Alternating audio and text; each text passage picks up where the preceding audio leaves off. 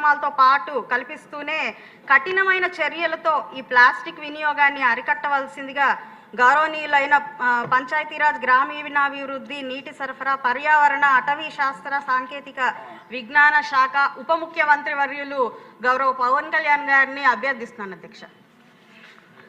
గౌరవనీయులైన మంత్రి గారికి ఒక చిన్న విన్నపం సార్. ఏంటంటే రీసెంట్గా కేరళలో ఒక మంచి పాలసీతో వచ్చారండి. మీరు చేయి దింపండి, చూశాను మిమ్మల్ని. కేరళలో ఒక పాలసీ ఏంటంటే ఈ లిక్కర్ కన్జంప్షన్ మన రాష్ట్రంలో బాగా ఎక్కువ, మన ఆదాయం చూస్తేనే తెలుస్తుంది. అన్ని ప్లాస్టిక్ బాటిల్స్ వాడుతున్నారు. కేరళలో ఎగ్జాంపులరీగా ఒక్క జిల్లాలో మొదలు పెట్టారు. ఏంటంటే ఆ బాటిల్ మీద 10 రూపీస్ ఎక్స్ట్రా ఛార్జ్ చేస్తున్నారు.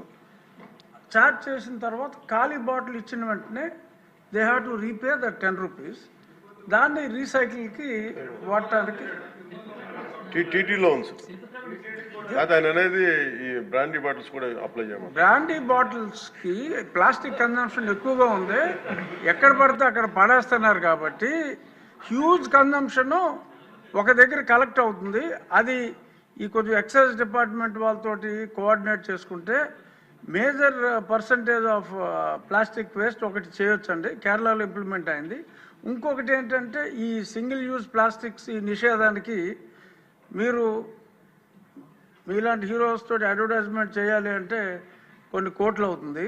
మీరు సంబంధిత శాఖ మంత్రిగా ప్లాస్టిక్ని నిషేధించండి అని మీరు జన సైనికులకి చెప్పారంటే ఎవడన్నా ప్లాస్టిక్ వేస్తే పట్టేసుకుంటారు వాళ్ళు. ఆ మధ్యన గోతులు ఎలా కప్పెట్టారో కొన్ని సంవత్సరాల క్రితం రోడ్లు మీరు బాగు చేయమని పిలిపించినప్పుడు ప్లాస్టిక్ని ఆపండి అని మీరు ఒక్క పిలుపు ఎలా ఇస్తే ఎలా అంతే, ఇంకా అది ఆగిపోతుంది.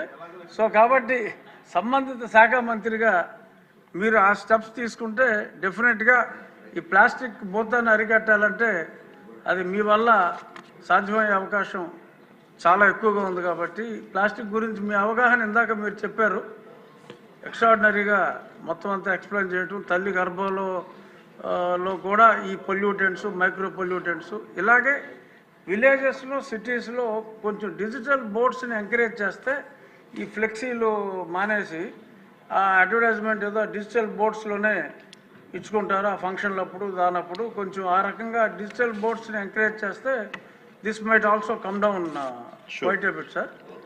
ఇది నా రిక్వెస్ట్ తమరికి.